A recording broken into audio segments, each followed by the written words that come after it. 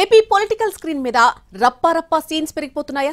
ఇద్దరు మాజీ ఎమ్మెల్యేలు అవే డైలాగ్స్ తో పొలిటికల్ హీట్ పుట్టిస్తున్నారా? నిన్నటిదాకా వైసీపీ నేతలు ఆ డైలాగ్స్ ని వాడితే వాళ్ళని తప్పుపట్టిన టీడీపీ నాయకులు కూడా ఇప్పుడు అదే రూట్ లో వెళ్తున్నారా?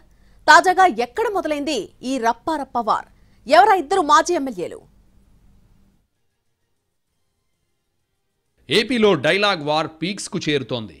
సినిమా డైలాగ్స్ కన్నా పొలిటికల్ స్క్రీన్ మీద పంచులు పేలిపోతున్నాయి. కొన్ని హాట్ టాపిక్ అవుతుంటే మరికొన్ని తీవ్ర వివాదాస్పదంగా మారుతున్నాయి. పుష్ప 2 సినిమాలోని రప్పరప్ప డైలాగ్ చుట్టూ రాజకీయ అగ్గి రగులుకుంటోంది. వైసీపీ అధ్యక్షుడు జగన్ పల్నాడు టూర్లో మొదలైన డైలాగ్ వివాదం ఇప్పుడు రాయలసీమలోకి ఎంట్రీ ఇచ్చింది.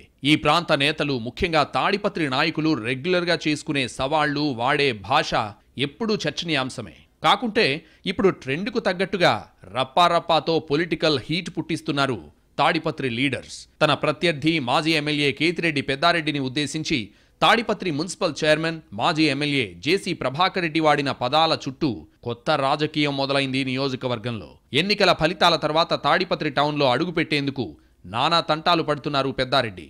దానికోసం కోర్టుకు వెళ్లాల్సొచ్చింది. అయినా శాంతి భద్రతల సమస్య అని చెబుతున్నారు పోలీసులు. తాజాగా ఉన్నట్టుండి టౌన్లోని తన ఇంట్లో ప్రత్యక్షమయ్యారు పెద్దారెడ్డి.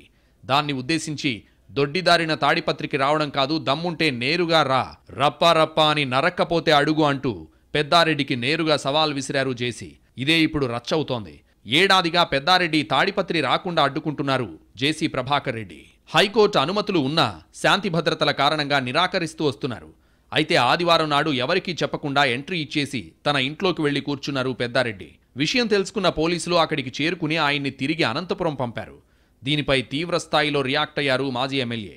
నన్ను చూసి జేసీ ప్రభాకర్ రెడ్డి భయపడుతున్నాడని, నేను తాడిపత్రిలో ఉంటే అతని ఆగడాలు సాగవని, అందుకే ఇలా చేస్తున్నాడని కామెంట్ చేశారు పెద్దారెడ్డి. చర్యకు ప్రతిచర్య ఖచ్చితంగా ఉంటుందని, నేను ఖచ్చితంగా తాడిపత్రికి వెళ్లి తీరతానని ప్రతిజ్ఞ చేశారు. అంతేకాకుండా నన్ను తాడిపత్రికి రమ్మని సవాల్ విసిరి మళ్లీ పోలీసుల ద్వారా అడ్డుకోవడం ఏంటని కూడా జేసీని ప్రశ్నించారాయన. ఇలాంటి రాజకీయాలను వేరే పదంతో పిలుస్తారంటూ చెప్పరాని భాషలో విరుచుకుపడ్డారు పెద్దారెడ్డి. అందుకు జేసీ కూడా తనదైన స్టైల్లో ఓ రేంజ్లో ఛాలెంజ్ చేశారు.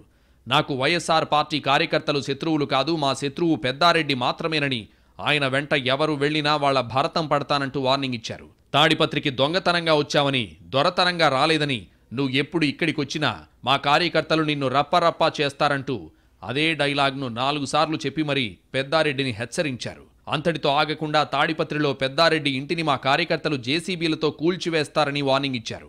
ఆ తర్వాత ఆయన చాలా మాటలన్నా ఇప్పుడు చర్చంతా రప్పారప్పా డైలాగ్ చుట్టూనే తిరుగుతోంది.